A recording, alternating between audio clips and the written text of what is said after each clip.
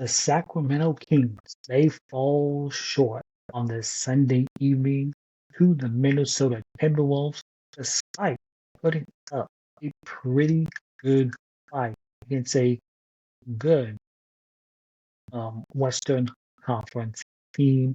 And even in a loss, the Kings put together a strong effort, most notably on the defensive end of the floor, which was much improved. The offense, on the other hand, not the case. A lot of bad shots, in my humble opinion. So let's talk about this one right now on our Kings-related post-game recap. Let's go.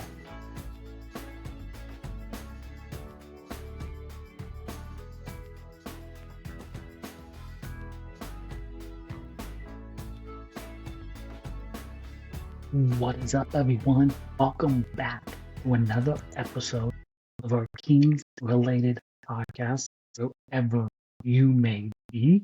In this post-game recap of the Sacramento Kings loss on this Sunday evening in Minnesota to the Timberwolves 117 to 103. First, before we get into tonight's recap, if you're watching on YouTube, please hit that subscribe button, hit that thumbs up, and leave a comment down below. And we are also available on all audio platforms.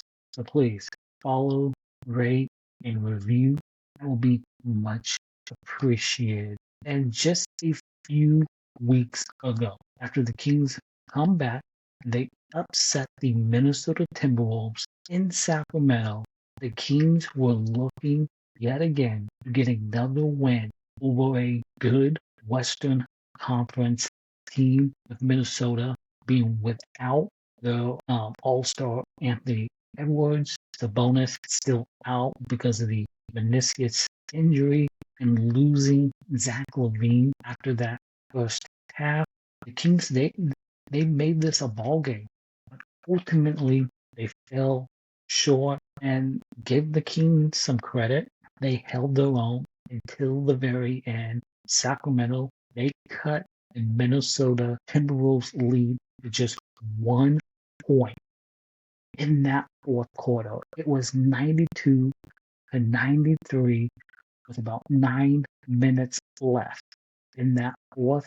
And then after that point, Minnesota outscored the Kings 24 to 11 to close this game. Give the Kings a lot of credit. And I thought offensively, they played fine. Offensively, I didn't like some of the shot selections the Kings were taking in this game. Some of the guys that stood out had DeMar DeRozan, Precious Achiuwa, and Dennis Schroeder, who was back for the Kings, and each scored 17 points apiece. Malik Monk off the bench in this game, chipping in 16 points. Russell Westbrook, on the other hand, who stuffed the stat sheet himself, 8.7 rebounds, 10 assists, and 3 steals for the future Hall of Famer in this game. And even in this loss for the Kings, they put together a strong effort in Minnesota. Most notably, as I mentioned, Sacramento's defense was much improved in this game. Keegan Murray had himself a block party, a career high 6 blocks for Keegan in this game as a team. And Sacramento, they held the Timberwolves to 46% shooting from the field and 32% from three-point range. But of course, Minnesota was without their all-star guard superstar Anthony Edwards in this game. But in this game, Timberwolves, they had a 7-point lead after the first quarter. Max Reno led the team after that first with 7 points. DeRozan had 6 points. He had 10 points off the Kings bench for Sacramento. And the Kings, they held the Timberwolves after that first quarter with 37% shooting. They also blocked 4 shots after that burst. Going into halftime, and this is when Zach kind of sprained his ankle towards the end of that second. This was a 1-point game at halftime. Kings led 52-51 going into the locker room. Zach and DeRozan each had 10 points, had 8 points and 6 rebounds from Max. Westbrook has had 8 points and 8 assists going into halftime, and Precious 7 points off that Kings bench. And in that third quarter, kind of where Minnesota made a run after that shaky start to the third, Kings trailed by 4 going into the fourth quarter with 12 minutes left, 88-84. Malik Monk, he led the way with 16 points.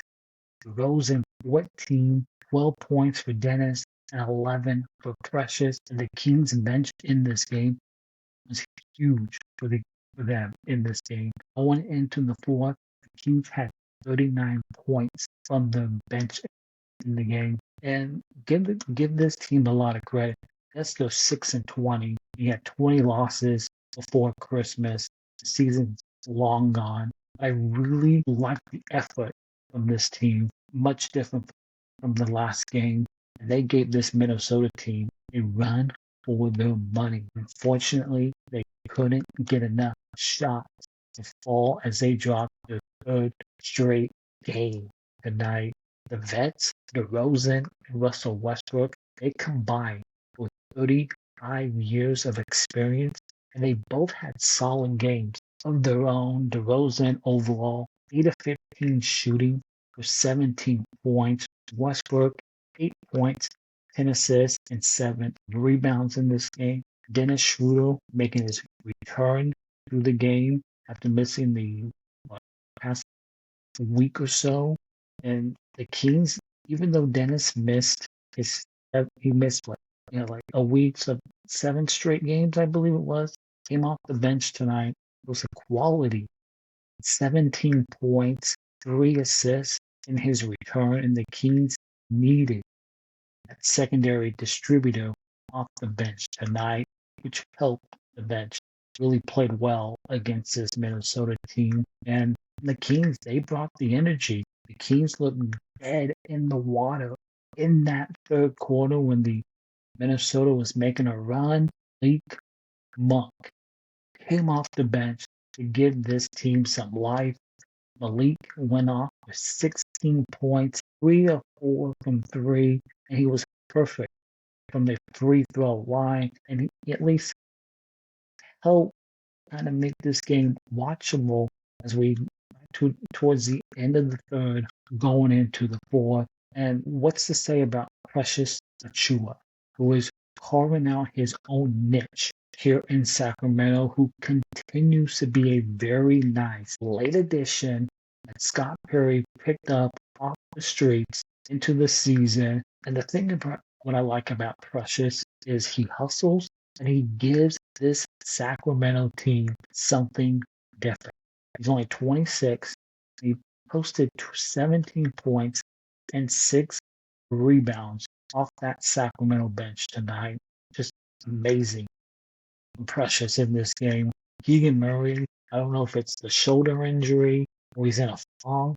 Keegan is searching for his shot right now, and his struggles continued in this game, despite his defensive effort with his career high 6 blocks in this game. The offensive side of the ball from Keegan, it's not there at the moment, but he was solid in other aspects of this basketball game.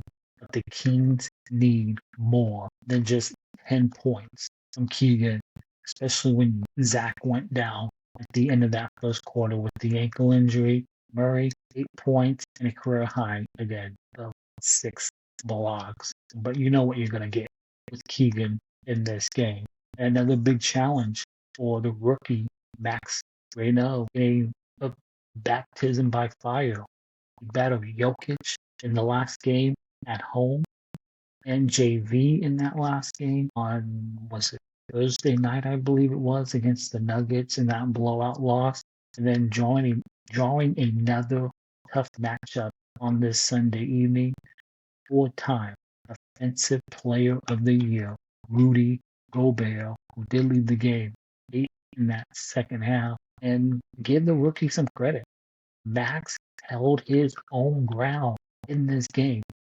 8 points, 6 rebounds. What I want to know is when Sabonis comes back, I would love to see if Max and Sabonis can play together at the same time, because that would be something really interesting as we look for something to look forward to as we finish this season out and going into next season. Is can Max and Sabonis, can they play together? That's something I would love to see when he comes back from that meniscus injury. So, other stats: Clifford, 13 minutes of action, really nothing on the stat sheet. 0 points, 0 from 1 from the field, 0 from 1 from D. Not very much from Clifford tonight. And also, Keon Ellis, DNP, did not play.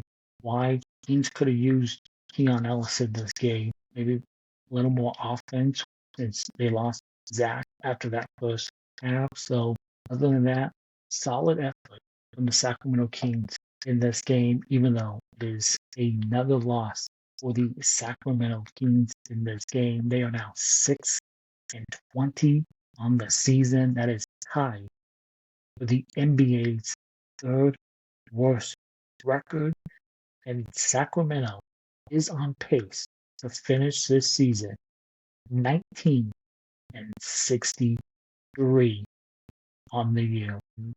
Even though the Kings are a really tough watch at the moment, but the tank job is getting even stronger.